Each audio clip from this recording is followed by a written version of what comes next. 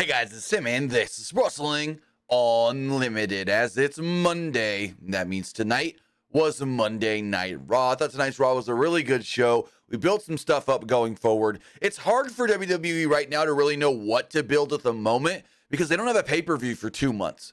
So I felt like they did a good job setting up a couple matches for next week. We got new number one contenders for the tag team championships, a couple other things and whatnot. So it's like, yeah, they're doing stuff, but not having a December pay-per-view, I feel like put themselves in a hard place to really know what and what not to fully build up, if that makes a lot of sense. But other than that, I thought tonight's Raw was good. They made us wait till the very end of the show to see CM Punk. And I'm just going to say it right now. I saw all the AEW crybabies on Twitter. That wasn't a good promo. He wouldn't be there if AEW didn't fire him, which is true, but still, that was disingenuous. He didn't mean any of that. He's just saying what they told him to say. Well, here's the thing. In WWE, he knows he can't do his own whatever he wants. He knows he's got to play their game. In AEW, they let him play his game. And they let him play his game for too long to where he thought he could do whatever he wanted because Tony let him do whatever he wanted until finally Tony had enough. But that's the problem. Hunter, Nick Khan, they're not going to let him get away with bullshit. AEW did, and so he thought, oh, okay, I can do whatever I want because they're going to let me do whatever I want. And that's the difference between AEW and WWE. Yes, eventually Tony did fire him. But there was too much that happened that Tony was just like, yeah, okay, we'll sit you and then you'll come back. So, and then the whole he sat out with the Bucks thing. The only reason he was out for as long as he was because of the injury. Probably would have been back as fast as the Bucks. And don't even get me started on all of that because Tony Khan just let their biggest draw walk, all because of the Young Bucks didn't want to play ball, and Punk would have played ball. So, yeah, so much stuff went down with all of that. According to Tony Khan, he can't speak on CM Punk right now. He said, I'm going to read the quote here. Hold on, let me pull it up. Let me see if I can find it really fast. Give me 1 second. Tony Khan stated, when asked about CM Punk going back to WWE, he said, can't talk about that, nor do I think it's the time or place. This was in a media call about All In. He said, but I appreciate you asking, and I'm very excited about AEW All In Wembley. Not to dodge or duck your question, it's just something I can legally talk about, which is All In, not CM Punk. So apparently, legally, he's not allowed to talk about CM Punk, which is very interesting. And maybe that's why Punk didn't shoot at AEW. I thought maybe we were going to get X-Pac 98 when he was like, I got fired by Eric Bischoff and National Hall would be right here with me if they weren't being held hostage by World Championship Wrestling. But yeah. I thought the promo could have been a little better. It was more of a, hey, I'm here. Hey, goodbye. He didn't really do much. Hopefully he does more next week. Hopefully he sets up a match soon and a feud with Seth. We know that's the route they're going because Seth called him hypocritical. And we go from there. But yeah, we'll see how it all does play out. But we got a whole show to talk about. I want to say thank you for joining me here. Twitch.tv/PWU Unlimited. YouTube.com/Pro Wrestling Unlimited. And podcast services all around the globe like Stitcher, Spotify, Google Pod, Apple Pod, Anchor, iHeartRadio, and so much more. Remember, if you are watching live on Twitch, you can help us out a couple of different ways. You can either help us out by hitting that donate button down below, or you can donate Twitch bits in the live chat. Also, remember, you can subscribe to the channel here on Twitch one of two different ways. You can either subscribe with a tiered subscription, or you can subscribe with Amazon Prime, because remember, if you have Amazon Prime, then you have Prime Gaming. Prime Gaming gives you a lot of cool things like free games, free stuff for games, and you always get one free subscription to any Twitch channel you want to subscribe to throughout the month, and I'd greatly appreciate it if you did right here, Pro Wrestling Unlimited. Also, remember, head over to YouTube, subscribe to the channel, and then hit that join button to become a channel member. Finally, head over to the Epic Game Store. Head over to the Epic Game Store and buy something, because their Black Friday sale is still going on. Buy a new game like Alan Wake 2. Get Avatar Frontiers of Pandora, EA Sports FC 24, The Witcher 3, Cyberpunk 2077, or more. Claim the free game, Deliver Us from Mars, or get bucks for Rocket League, Fortnite, and Fall Guys. And when you do, use this code right here, PW Unlimited at checkout, and you will be supporting us at no extra cost. Remember, that's code PWU NLIMITED for all Epic Games and Epic Games Store purchases. With that, Monday Night Raw. No Luke tonight. He had some school stuff he had to take care of, so Luke took the night off. Also, if I sound a little weird, I might be getting strep throat. I don't know. My kids have it, so yeah.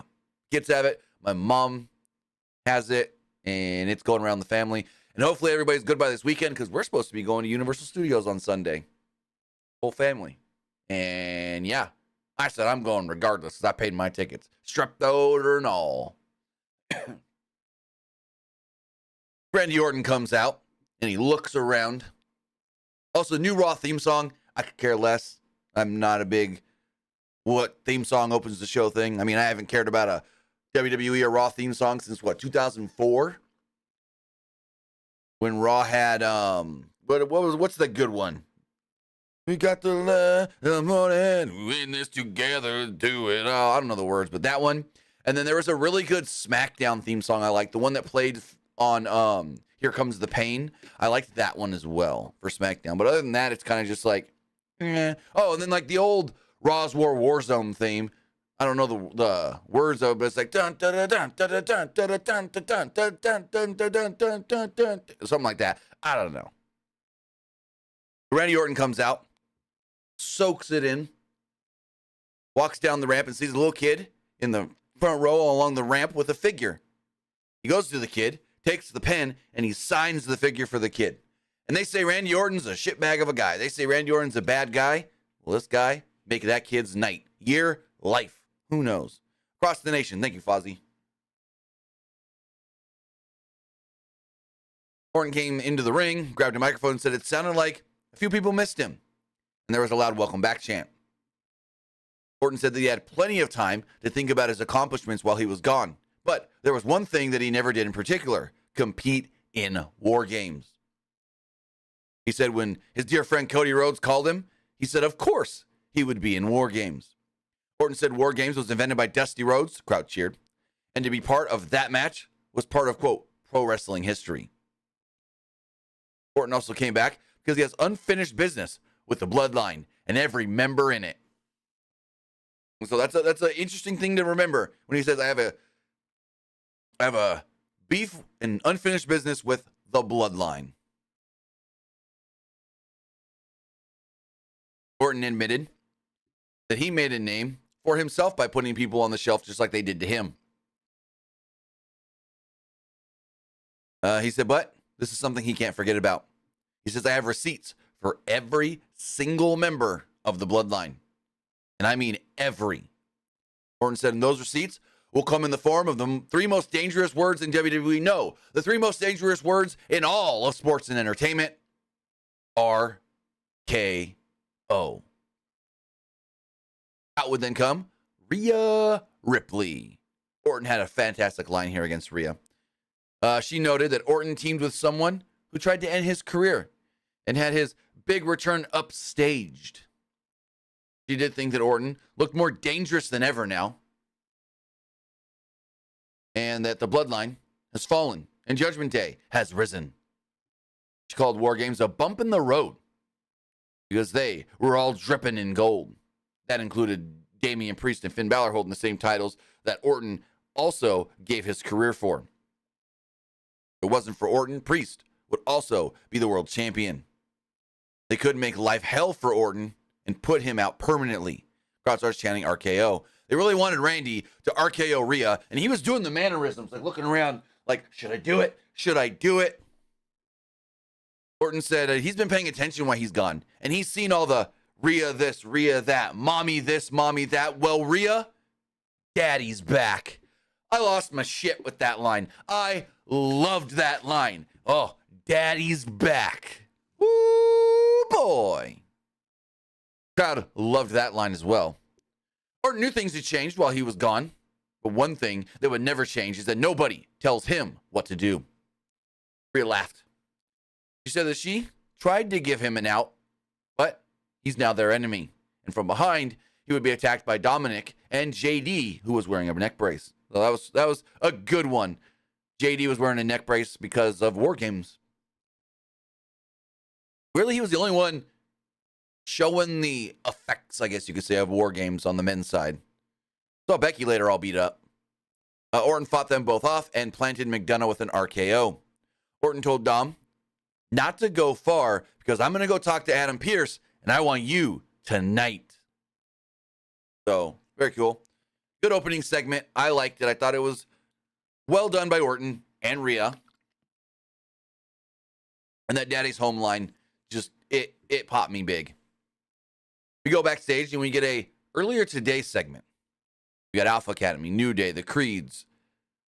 And Gable said that Otis and Tozawa would represent Alpha Academy tonight, which is interesting because the graphic they had on their website had Chad Gable front and center. Maxine and Ivy Nile showed up and introduced musician Jelly Roll. Everyone was excited to see him. He was excited to be there. And then all of a sudden, R-Truth comes up and goes, Jelly Rolls?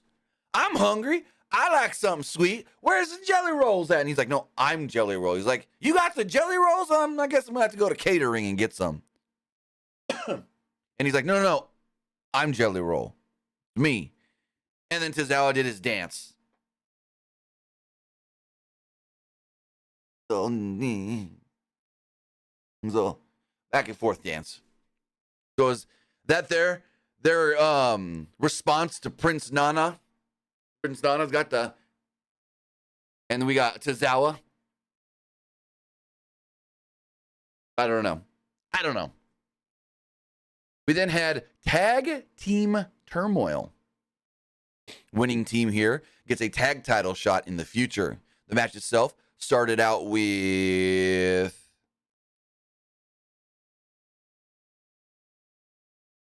what do I not have? Oh, here it goes. My notes were backwards for some reason. Johnny Gargano and Tommaso Ciampa against Otis and Akira Tozawa. This portion of the match went 3 minutes and 12 seconds. Tozawa set up for a dive at one point off Otis' shoulders. Gargano fucking kneed Tozawa right in the eyeball. Like, that looked bad. Ciampa took him out at the legs. They then hit the meat in the middle and picked up the victory. Not much here other than Alpha Academy did stereo caterpillars. Tozawa can't do a caterpillar. He can't do the worm. He was more like a womp, fish out of water. But DIY does pick up the win here. Out next is Indu Sheer. And they're like, coming up next, Deer and Sangha Indu Sheer. And you see Johnny Gargano go, oh, God damn it, or something like that. Like he's like, oh, these guys, damn it. Indu Sheer attacks DIY on the outside of the ring, and they grab him in like front positions and then plonk him. And then Tommaso Ciampa gets slammed into the post. Johnny gets thrown into the ring. Gargano then stacked up Veer in a cradle in the ring after he was being dominated and then got the pinfall. So, yeah, very weird here. Indu Sheer really didn't get much offense. It went not even 2.5 minutes. Crowd didn't care for Indu Sheer. Out would then come the Creeds. This went 4.5 minutes. Crowd woke up a bit, and there were light chants for DIY. They tried to meet in the middle at one point, but Brutus tackled Ciampa. Julius powerbombed Gargano. The Creeds then hit the Brutus bomb, and there we go. So is Julius Creed their new Cesaro, the big powerhouse guy that can do all these crazy power moves? That's what it seems like. They're really making it out to be like he's our new Cesaro, where just crazy tests of or feats of strength. Where like looked like Johnny ran at him with maybe like a knee strike or a shining wizard, and he just grabbed Johnny, stood up with Johnny in a powerbomb position from his knees, then threw Johnny up and grabbed him into a fireman's carry position, then picked Johnny up again, threw him up, all still up, not putting him down and doing it again, threw him up in an electric chair position, and then they did the Brutus bomb. This freaking guy's strong as shit. So, We then had the Creeds versus the New Day. This went 7 minutes and 15 seconds. New Day entered wearing personalized Nashville Predator jerseys, which was really cool. There was some back and forth here, and the Creed brothers came out on top. Julius rolled through on a Kingston High Cross and hit a follow-away slam before Brutus wiped out Woods with a moonsault off the apron. The Creeds then hit the Brutus bomb and picked up the victory. Out would then come Imperium. This went 8.5 minutes. The crowd was quiet for this until Julius hit both members of Imperium with a double Northern Light suplex. They set up for the Brutus bomb, but Kaiser raked the eyes of Julius while Vinci shoved Brutus off the top.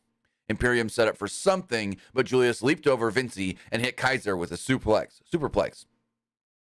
Like, I think the spot was kind of botched, but I'm not 100% sure what was supposed to go on here.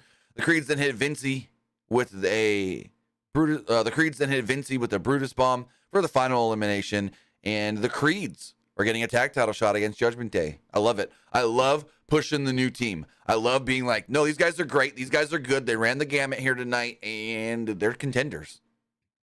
These are not just more random-ass tag teams. These are guys you got to watch out for. They're good. They're great. So Balor approached Priest in the Judgment Day clubhouse, and that's not just me saying it. They call it their clubhouse. Balor put over the Creed brothers and said that they needed to be ready. Priest was feeling insecure and for sure thought that they were all going to blame him for the loss at Survivor Series. Balor, Ripley, and Dom assured him everything was fine and they were all family. Priest was relieved. He asked how JD was doing. Balor said he was in medical and they should go check on him. Ripley smirked in Priest's direction like, yeah, okay.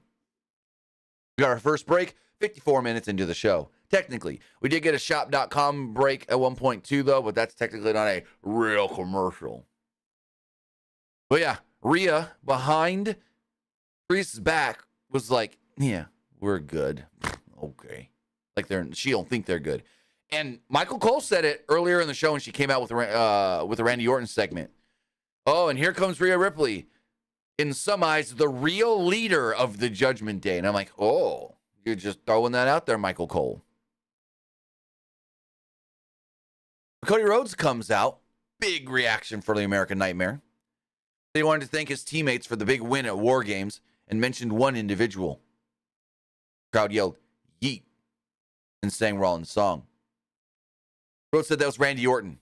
He was a mentor to him early in his career and is still a mentor now. Orton gave him a lot of memories and gave him another one in War Games. He started crying just like he did in the press conference when talking about Randy.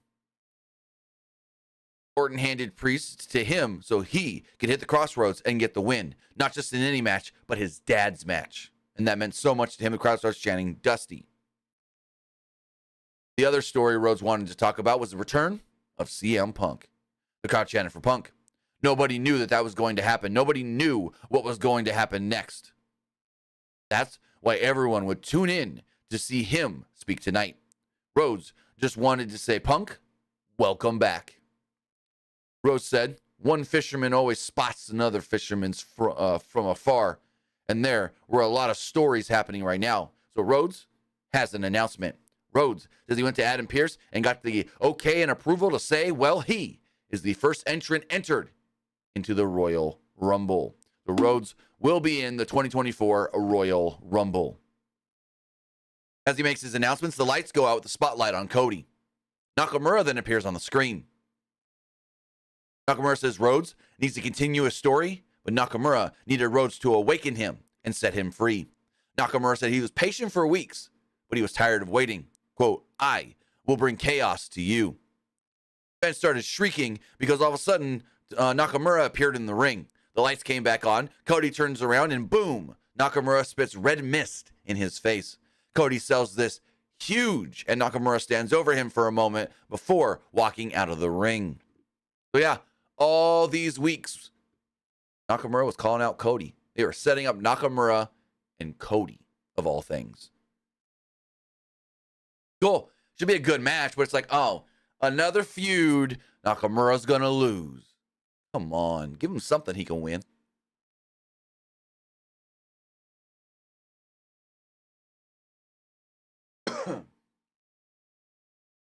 The announced team thanked Living Color for allowing CM Punk to use Cult of Personality as his entrance theme. Cole also called Punk's return, quote, the most watched social moment in WWE history. He said no Twitter X clip, no Instagram reel has had as many likes and views as that clip of CM Punk returning. Between all social media platforms, over 71 million views. I know as of yesterday, it had like 24 million on Twitter and like 3 or 4 on YouTube. I didn't check Instagram.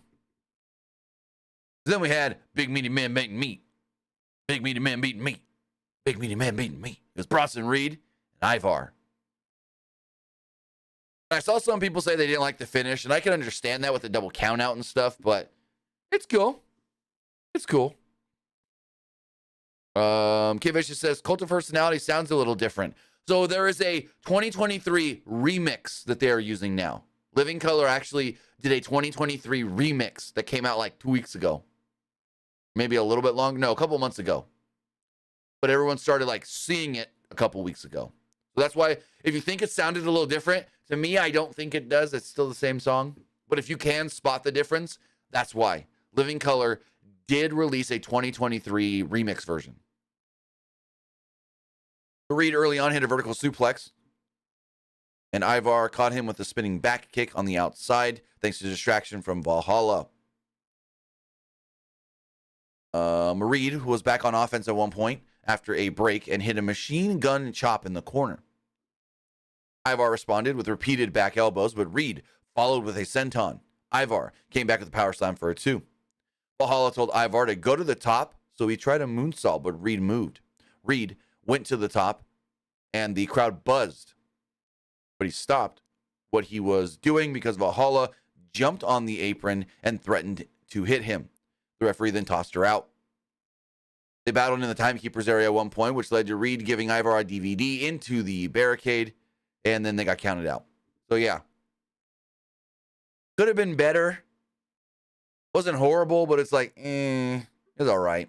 Ivar then popped up quickly and hit Reed with the chair after the match. They battled through the crowd, which led to a WWE employee getting squished by Reed. Reed also used a security guard as a lawn dart. Ivar hit a cannonball off of an equipment box, and the crowd chanted, holy shit. Officials then finally broke everything up. I mean, obviously, what? This is leading to a street fight or a Viking rules match or something, maybe? Give these two guys no rules. So in the back, Nia Jax approached Zoe Stark and Shayna Baszler. This was from earlier tonight. Jax sarcastically congratulated Starks on her effort against Rhea Ripley. Baszler told Jax to shut up or else. Starks stood up for herself and challenged Nia to a match later tonight. Nia agreed. They then showed a bunch of stuff from CM Punk's return and talked about social media and this and that. Priest, Balor, and McDonough returned to the clubhouse only to find R-Truth with a plate of jelly rolls and powdered sugar everywhere. And subsequently, jelly rolls everywhere too. But he was covered in powdered sugar. Their couch was covered in powdered sugar. And he's like, hey, guys. They're like, why are you in our clubhouse? I came to see if you needed help for War Games. They're like, War Games already passed. It was 2 nights ago, Truth. He goes, oh, did we? How did I do? Did we win? And Priest was like, yeah, don't bring that up. So McDonough said that he would take care of Truth, and they kicked him out of the locker room. Cool. It was funny. It's more funny, haha, Truth. I love Truth. I love R-Truth. R-Truth is amazing. He's such a comedic genius. And I love that the jelly rolls line played into something else in the show as well. Then we had a 9-minute match. Nia Jax and Zoe Stark. Stark hit a springboard clothesline off the top to the outside, but Jax was in control after a break. Stark avoided a charge, and Jax went into the ring post. Stark hit a corkscrew senton onto the leg of Jax. Jax set it for an annihilator, but Stark kicked her leg, and she kind of like crumbled. She tried to cradle her and got a 2. Stark then followed this up with a springboard dropkick for a 2. Stark then went to the top, but Jax tripped and followed with a Samoan drop. There was a senton and then an annihilate her to pick up the victory. So there we go. So we got nothing really to the match at all. It went 9 minutes and I got like 5 lines of notes because nothing happened. James Beasley says, do you like Jelly Roll? Yes, I really like Jelly Roll. I'm a fan. I'm a really big fan.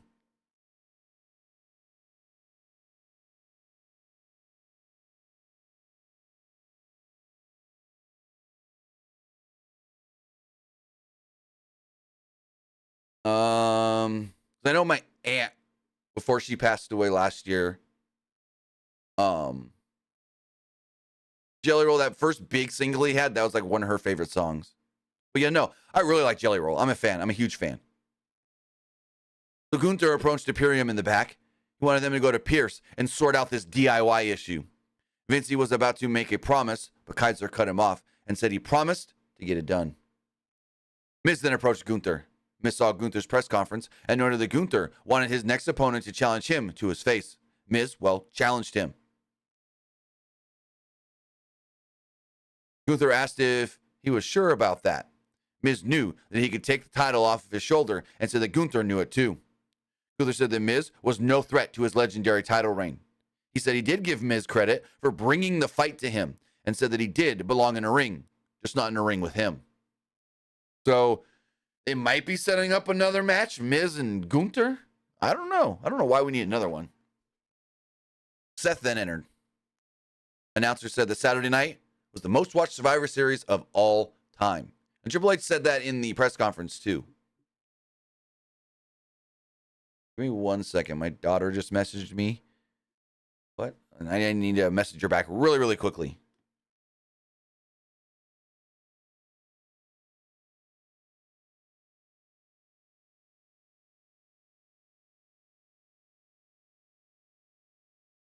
Okay, there we go.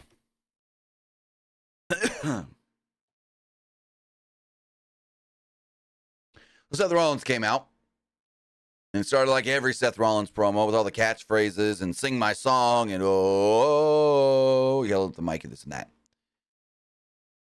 Some of the crowd was chanting for CM Punk instead of his song, though.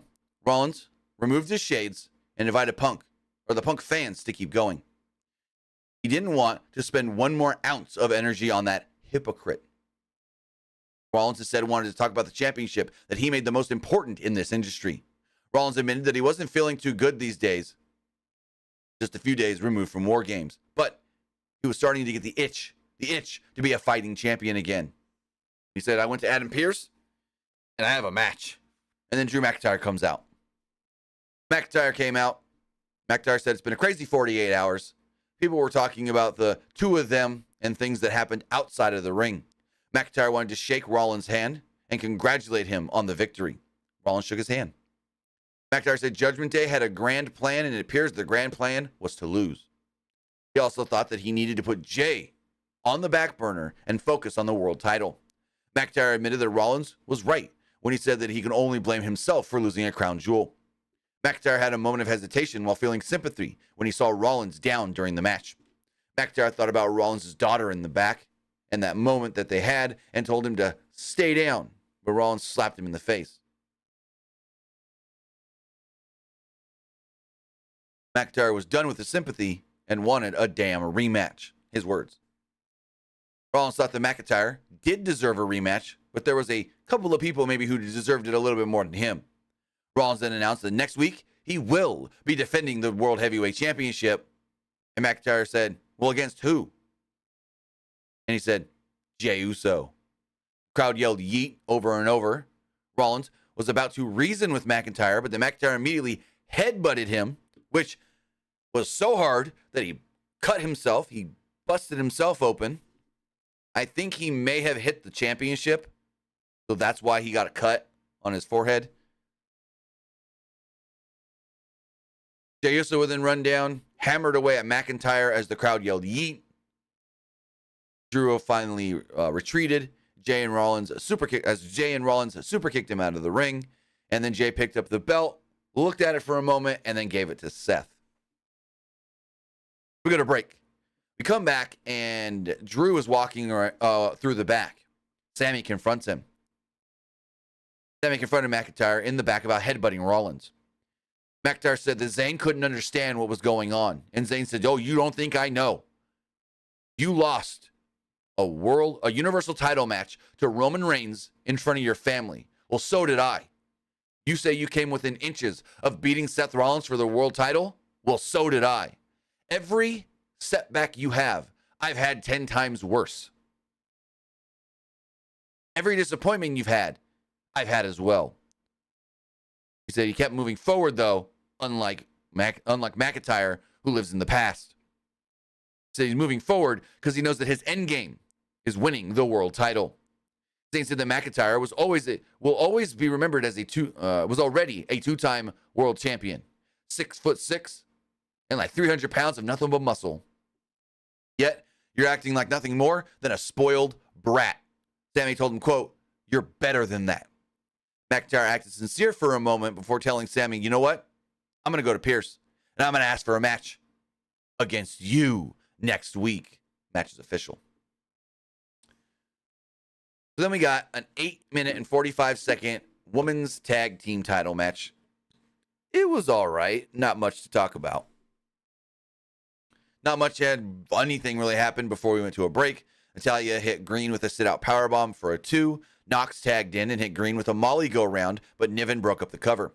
Natalya and Knox suplexed Green into the barricade, but Niven knocked them both down with a cannonball off the apron. Niven then hit Knox with a running crossbody in the ring and got the pinfall.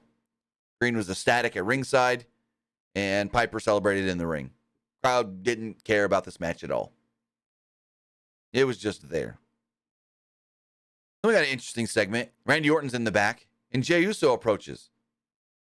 He's like, "I've been looking for you. I've been wanting to find you, and I wanted to talk to you."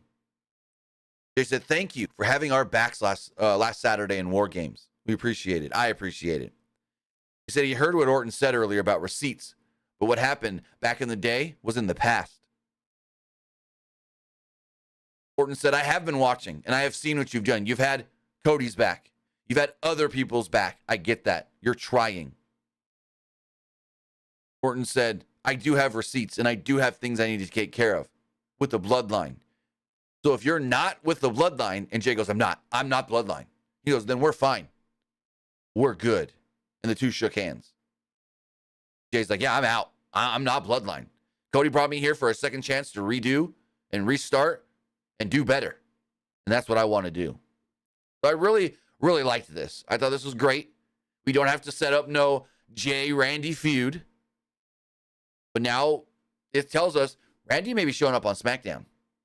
Randy may be showing up on the Blue Brand, maybe even as early as this Friday.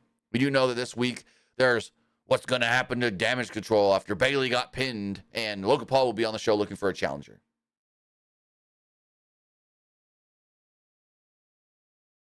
So officially announced for next week, we have Seth Rollins versus Jey Uso for the World Championship, and Sami Zayn versus Drew McIntyre.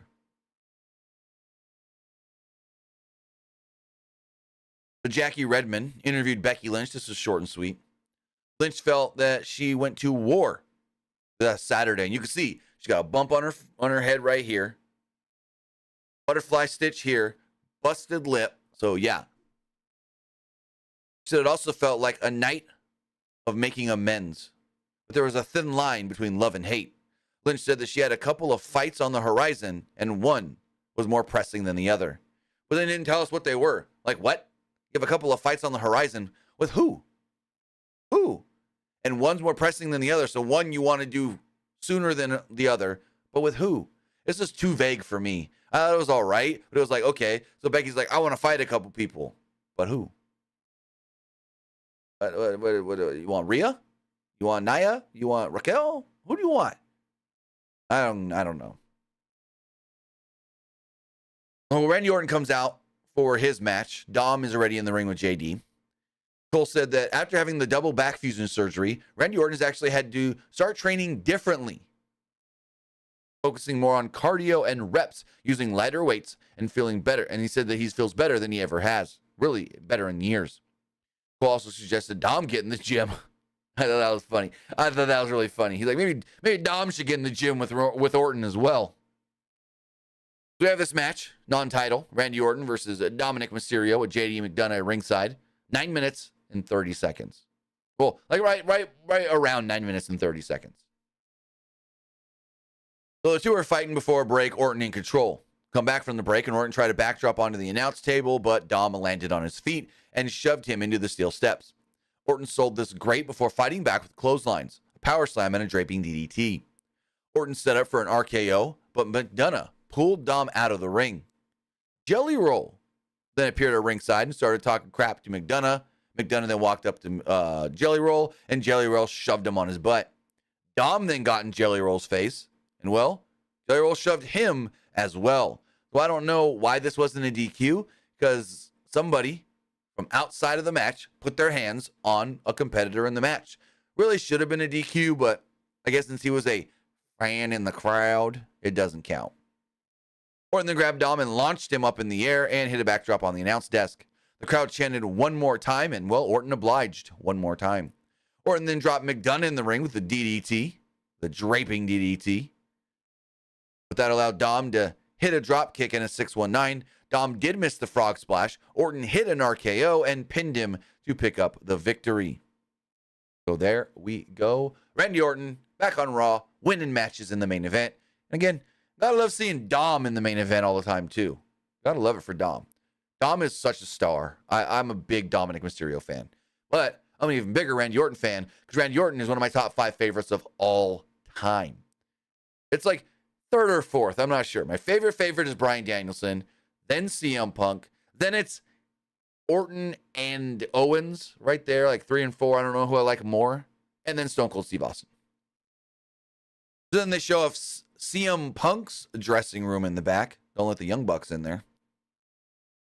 They go to a break, and when we come back, there's 8 minutes left in the show, and out comes CM Punk wearing his new black WWE T-shirt with the blue stripes, the red stars, the fist, and they made new graphics for him too that resemble the new shirt design. Punk started his promo by saying, "Looks like hell is frozen over," which is how Bret Hart started his return promo. Punk said hell froze over because he was standing in a WWE ring with a live mic, not because he was a Blackhawks fan being cheered in a Predators building. He got some booze for that and goes, "Hey, you know I had to do it." I thought that was funny. He said he's been thinking of the language to express how he feels. He thought of 2 words and was afraid of how corny it would sound. Punk said he's changed, and once an American dream told him, always speak from the heart, and you can't go wrong. So the truth is, quote, "I'm home." The crowd cheered. Punk didn't know how he'd react, but knew that this was his home. He was gone for almost 10 years, but in that time, the fans never forgot about him. No matter where they were all over the world, the fans never forgot. People all over the world never stopped chanting his name, and the crowd chanted for him here. He said the voiceless have found their voice, and he couldn't be more proud of them. He was back because he loved the fans. He wished he could stay or say that he never had to leave.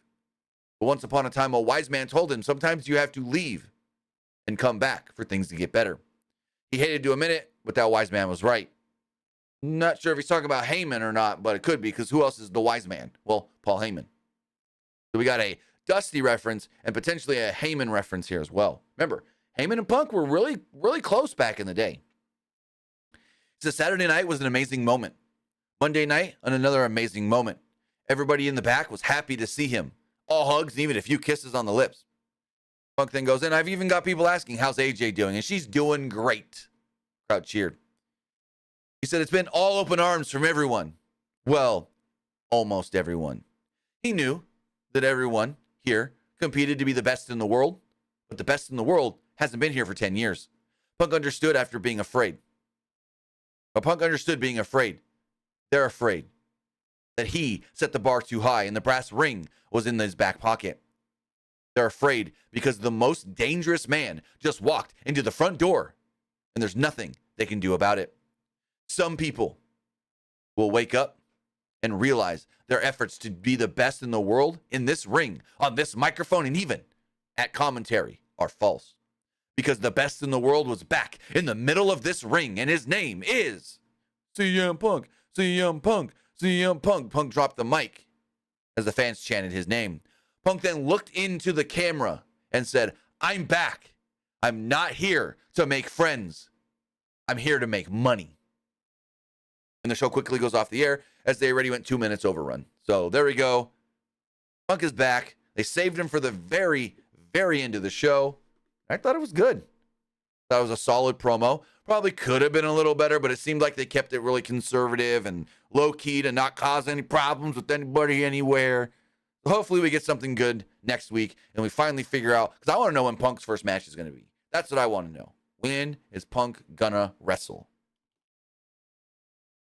So now, you know what I thought of the show. I forgot the Twitch poll. We're gonna throw it up really fast. Right. Oop, whoop. Cap locks are all on. All right. I like it. All right, go vote in the Twitch poll. I'll check the other polls. Refresh these. But yeah, overall, I thought it was a solid episode of Raw. Built up a couple of things, but again, they're in limbo right now because yes, you can start building to the Rumble, but the Rumble's so far away that it's like too